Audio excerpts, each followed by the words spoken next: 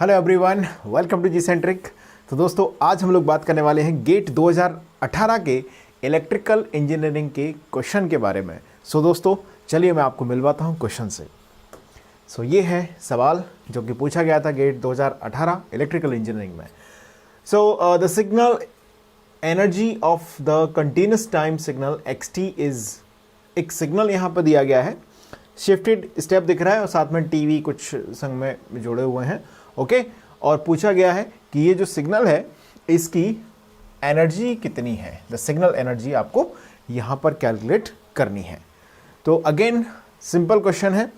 अगर आपको सिग्नल्स में जैसे कोई एक्सप्रेशन ऑफ द सिग्नल दिया गया है और वहाँ से आपको ग्राफिकल रिप्रेजेंटेशन लिखना आता है अच्छी तरीके से, क्लासरूम में जो मेन कोर्स होता है वहाँ पर हम प्रॉपर डिटेल में काफ़ी एग्जांपल्स के थ्रू एक प्रॉपर अंडरस्टैंडिंग और रिलेटेबल वे में इन सब चीज़ों को सीखते हैं। ओके, तो मुझे उम्मीद है कि आप सभी लोग इन चीज़ों से थोड़ा सा फेमिलियर हैं। फिर भी एक ब्रीफ इंट्रोडक्शन के तौर पर मैं इसको बात करूंगा, then we will enter into the question segment. सबसे पहले हम बात कर लेते हैं यहाँ पर जो प्रॉपर्टी यूटिलाइज होने वाली है उसके बारे में। तो गाइज, जब भी हमें ज़रूरत पड़ती है, जैसे मान लीजिए सिंपल आप लिखते हैं like this is UT, that is unit step signal. Okay, अगर हम इस सिग्नल को इंटीग्रेट कर देते हैं, means when we perform the integration on this, तो ये बन जाता है रैंप सिग्नल। तो गाइज, स्मॉल RT लिखा जाता है किसको? सिग्नल सिस्टम्स में रैंप सिग्नल को। तो जो स्मॉल RT है that is called the ramp signal.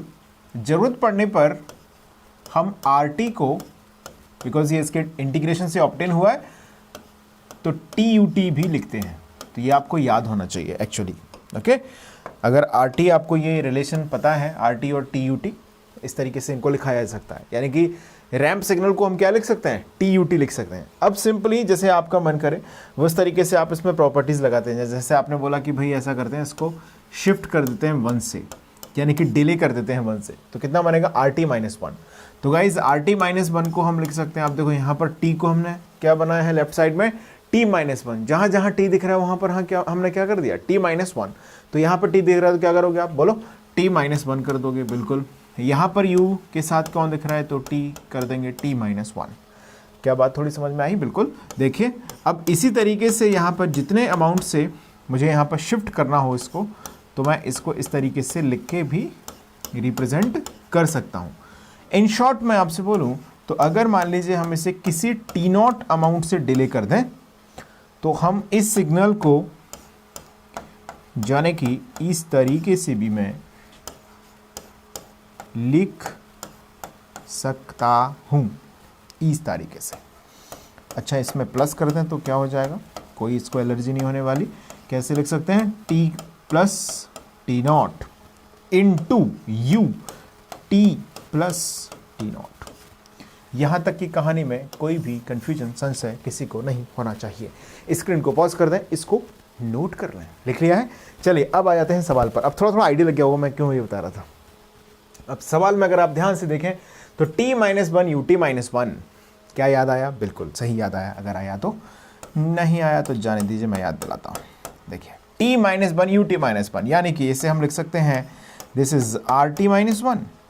Alright, T-2 UT-2, दोस्तों इसे लिखा जा सकता है RT-2। अच्छा, अब आप बताओ T-3 UT-3 को क्या लिख सकते हैं? निश्चित तौर पर आपने सोच लिया होगा RT-3। प्लस माइनस का ध्यान रखिएगा, बखूबी ध्यान रखिएगा, अदरवाइज सब गड़बड़ हो जाएगा। तो please be take care of it. ठीक है, तो माइनस, अब यहाँ पे फिर से क्या है? प्लस। अच्छा, इसको मैं क्या लिख सकता हूँ? T-4 UT-4। बोलो, बिल्कुल सही सोचा है। अगर आपने ऐसा सोचा है तो, नहीं सोचा है तो कोई बात नहीं, I am here to solve this, but it's not a big deal at all, I think so. अब हमारे पास कभी भी एक एक्सप्रेशन है शिफ्टेड रैंप सिग्नल का, और हमको शिफ्टेड रैंप सिग्नल को रिप्रेजेंट करना है अगर ग्राफ में, तो दो बातें मैंने बताई हुई हैं। सबसे पहले आप देखते हैं शिफ्टिंग का अमाउंट कितना है। ऐसे यहाँ पर 1 है, यहाँ पर 2 है, यहाँ पर 3 है और आगे 4 है। तो सबसे पहले आपको क्या करना है गाइज? इसमें सबसे पहले यहाँ पर एक ऐसे लाइन खींच दो। ठीक है, ओके, और उसके बाद ऐसे एक और लाइन खींच दो। ये दो चीज़ें कर ली, इनके नाम रख देते हैं। ये है xt और ये कौन है? ये है t। सबसे पहले आपको जो शिफ्टिंग अमाउंट दिख रहे हैं उनको मार्क कर दीजिए इस स्केल पर। जैसे 1 है तो यहाँ पर शिफ्टेड 1 है तो टी 1 पर होगा, ठीक है। टी इज इक्वल टू 1, इनको सॉल्व करके निकालते हैं। तो ये हो गया। अगला कौन सा, T is equal to 2, sorry ये 1 है और ये 2 है। आगे क्या है, टी इज इक्वल टू 3 और आगे कितना, टी इज इक्वल टू 4। माफ़ करना अगर बराबर इंटरवल नहीं दिख रहे तो, ठीक है। ओके तो गाइज अब हमें दूसरा स्टेप फॉलो करना है।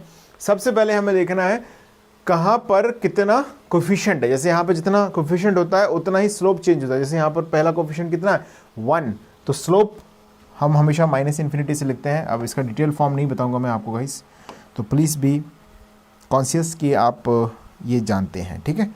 ऐसा आपको मैं मान के चल रहा हूँ, ठीक है। अपनी तरफ से मैं ब्रीफ रिकॉल कर रहा हूँ जिससे कि थोड़ा सा आपको रिलेट हो जाए। +1 है तो स्लोप कितना चेंज होगा, +1 से चेंज होगा, बिल्कुल करेक्ट है एकदम। ओके अगर हम आगे देखें इसमें तो t इज इक्वल टू 2 पर -1 कोफिशिएंट है, यानी कि स्लोप जब -1 से चेंज होगा तो स्लोप 0 हो जाएगा। यस अब यहाँ पर t इज इक्वल टू 3 पर आप आ चुके हैं, करेक्ट है। अब जैसे ही हम इसके आगे बढ़ते हैं तो अगर आप ध्यान से देखें तो t इज इक्वल टू 3 वो पॉइंट है जहाँ पर माइनस स्लोप है, यानी कि ये फिर से माइनस हो जाएगा। और जैसे t इज इक्वल टू 4 देखें तो +1 तो स्लोप फिर से 0 हो जाएगा। ये इस तरीके से यहाँ पर बन गया एक ट्रेपेजोइडल पल्स, है ना। ट्रेपेजोइडल वेवफॉर्म या पल्स एक तरीके से हम बोल सकते हैं, वेवफॉर्म तो नहीं है, पल्स है। एक ट्रेपेजोइडल ओके फॉर्मेट यहाँ पर सिग्नल का जनरेट हो गया। सिंपल बात इतनी यहाँ तक क्लियर है सभी को। क्या हम एनर्जी का फॉर्मूला जानते हैं सभी लोग? देखिए इसमें कुछ शॉर्टकट फॉर्मूले भी होते हैं, तो मैं आपको ओरिजिनल मेथड से करा रहा हूँ, ठीक है। बाकी इनको याद रख लेते हैं, जो रेक्टेंगल होते हैं डायरेक्ट आप मैग्नीट्यूड का स्क्वायर कर दो इंटू बिड्थ का मल्टीप्लाई कर देते हैं उसमें, ठीक है। हालांकि जिनको पता है अच्छी बात है, नहीं पता है उनके लिए मैं बेसिक फॉर्मूले से इसको सॉल्व कर रहा हूँ, डोंट वरी। पहले इसको नोट कर लें, आप लिख लिया सभी ना। चलिए अब बात करते हैं what is the formula of energy. Energy के हम अलग अलग फॉर्मूलेस पढ़ते हैं जिस तरीके के डोमेन की हम बात करते हैं उसके आधार पर।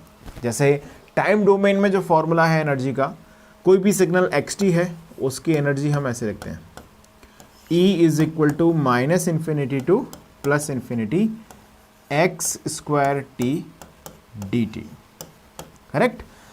अब एनर्जी सिग्नल्स कैसे होते हैं, जो फाइनाइट लेंथ के होते हैं या कन्वर्जिंग नेचर के होते हैं, वो सब एनर्जी सिग्नल्स होते हैं।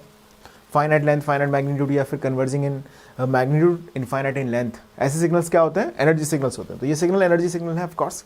सबसे पहले हमें बस इसमें xt को ये इंटीग्रेशन सॉल्व करना है। तो अगर आप देखें 1 से 2 में इसकी वैल्यू इंक्रीज हो रही है, 2 से 3 में इसकी वैल्यू कांस्टेंट है, 3 से 4 में इसकी वैल्यू डिक्रीज हो रही है। तो क्या करना चाहिए हमें, ऑब्वियस है यहाँ पर इंटीग्रेशन की जो लिमिट है उसे स्प्लिट करना पड़ेगा। देखो -इन्फिनिटी से लेके 1 तक अगर आप जाते हैं तो यहाँ पर इसकी वैल्यू हमेशा 0 है, तो लिखने की ज़रूरत है नहीं।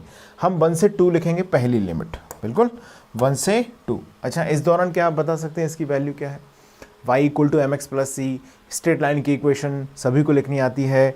जैसे यहाँ के इस पॉइंट के कोऑर्डिनेट आप कंसिडर कर लें या इस पॉइंट के कंसिडर कर लें, क्या है कोऑर्डिनेट इस पॉइंट के, बोलो 2,1। इस पॉइंट के क्या कोऑर्डिनेट हो गए, अरे x कोऑर्डिनेट तो 1 है नहीं, हॉरिजॉन्टल कंपोनेंट 1 है, y कंपोनेंट 0 है, तो 1,0। तो अगर आप यहाँ से लेके यहाँ तक इसकी इक्वेशन लिखते हैं इतने सेगमेंट की, तो इक्वेशन आएगी guys xt is equal to slope कितना है 1, तो mx प्लस v में t का coefficient 1, okay.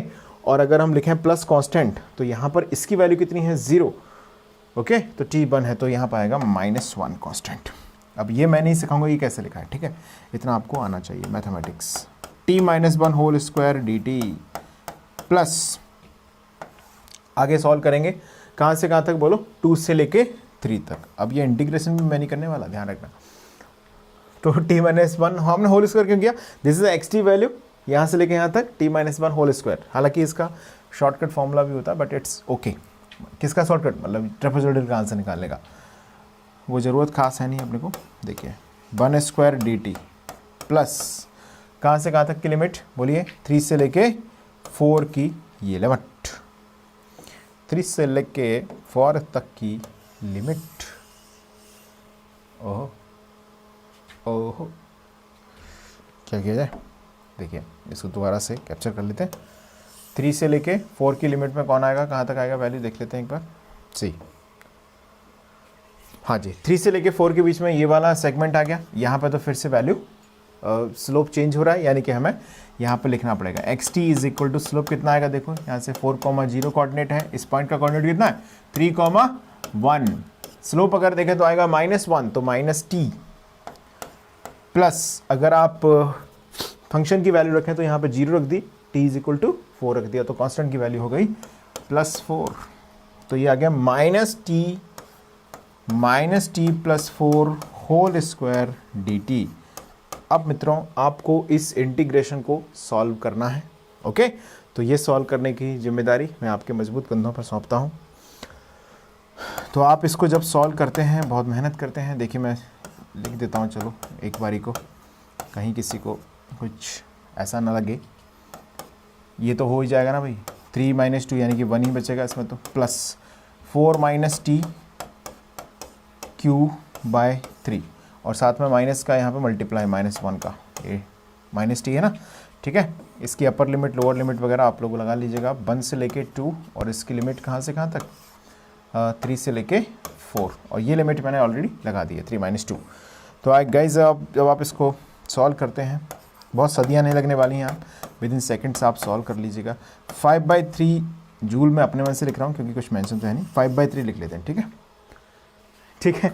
5/3 will be the right answer of this question. So guys सबसे पहले आप ऑप्शन ढूंढिए, ये मैंने ढूंढ लिया है, option D is the right answer of this question. चलिए थोड़ा सा मैं बताता हूँ इस क्वेश्चन को कैसे हमने सॉल्व किया एग्जैक्टली। देखिए ध्यान दीजिए, सबसे पहले हमने ये ऑब्जर्व किया, एक कॉन्सेप्ट होता है ये सभी को पता होना चाहिए, RT इज इक्वल टू होता है TUT। तो यहाँ से अगर हम देखते हैं तो RT -1 हो जाता है। अब ये कुछ नहीं, देखो यहाँ पर RT is equal to TUT समझ आ गया, मतलब आप शिफ्टिंग कर रहे हो तो डिले कर रहे हो तो कितना, उतना ही डिले मतलब क्या, टी को टी माइनस समथिंग से रिप्लेस कर दो या टी प्लस समथिंग से रिप्लेस कर दो, सिंपल वही तो है डिले। तो यहाँ से हमने रिप्लेस किया तो ये बन गया। यही बात यहाँ पर लागू हो रही है इन सभी सेगमेंट्स में, देखें आप ध्यान से। तो हमने सभी को क्या लिख दिया, रैंप लिख दिया, लाइक। फिर हमने ग्राफिकली रिप्रेजेंट किया, जो कि कोई बहुत बड़ा कॉम्प्लेक्स कॉन्सेप्ट नहीं होता, ठीक है, ये लिख दिया। अब हम एनर्जी कैलकुलेट करने जा रहे हैं, so we are having this formula जो कि -इन्फिनिटी से लेके +इन्फिनिटी तक जाता है। लेकिन ऑब्वियसली आप जानते हैं कि ये 4 के आगे इसका सारा सन्नाटा हो चुका है, 0 हो चुका है, और 1 से पहले सब कुछ क्या है, सन्नाटा पसरा हुआ है, ठीक है, यानी कि 0 है। अंडरस्टूड। तो मैंने सिर्फ यहाँ पर y = mx + c का जो स्ट्रेट लाइन इक्वेशन है, अब देखो ये कंफ्यूज कर रही है अगर आपको स्ट्रेट लाइन, तो प्लीज़ बेसिक मैथमेटिक्स की कोई भी किताब या कहीं से भी कुछ भी आप सीख लीजिएगा इसको, ठीक है, यूट्यूब से सीख सकते हैं, कहीं से भी सीख सकते हैं। ऑलराइट, तो ये सब हो गया, बेसिक मैथमेटिक्स में फंसना नहीं है आपको। E = कितना आ गया, 5/3, that's will be the answer. So my dears, all the things we have covered about this question. एक छोटी सी घोषणा आप सभी के लिए, where is that घोषणा? So guys हाँ जी, GS सेंट्रिक एप्लीकेशन पर आपके लिए एक अफोर्डेबल फी में और एक प्रॉपर सब्जेक्ट जिस तरीके से गेट के लिए आपको ज़रूरत है पढ़ने की, उस तरीके से मैंने कराया हुआ है। तो आप सभी आमंत्रित हैं, जी सेंटर का एप्लीकेशन डाउनलोड कर लीजिए और वहाँ से सिग्नल्स एंड सिस्टम बहुत कम फी में आप कंप्लीटली एंजॉय कीजिए और अपनी जो प्रिपरेशन है उसको थोड़ा सा और मजबूत कीजिएगा। देखिए दोस्तों, हमारे पास जैसे गेट इलेक्ट्रॉनिक्स की मैं बात कर लूँ या गेट इलेक्ट्रिकल की या गेट IN की, इन सभी ब्रांचेस में, जैसे हम इंजीनियरिंग में थ्रू आउट द 4 ईयर्स हम लगभग 40+ सब्जेक्ट्स पढ़ लेते हैं। थ्योरी सब्जेक्ट्स की मैं बात कर रहा हूँ सिर्फ, तो लगभग 40+ सब्जेक्ट हम पढ़ लेते हैं थ्योरी के नाम पर। उसमें से फिल्टर किए हुए इंजीनियरिंग एप्लीकेशन के आपकी ब्रांच के सबसे ज़्यादा फंडामेंटल तरीके से यूटिलाइज होने वाले या एक इंजीनियरिंग बिल्डअप करने वाले 10-11 सब्जेक्ट हर ब्रांच में उठाए जाते हैं, उनको रखा जाता है गेट के सिलेबस में। ओके, तो वो जो सब्जेक्ट है उन पर आपकी अगर कमांड है तो एक्चुअली आपकी कमांड आपकी ब्रांच पर है। So that is by IIT ने उन सब्जेक्ट को फिल्टर करके बनाया होता है गेट का सिलेबस।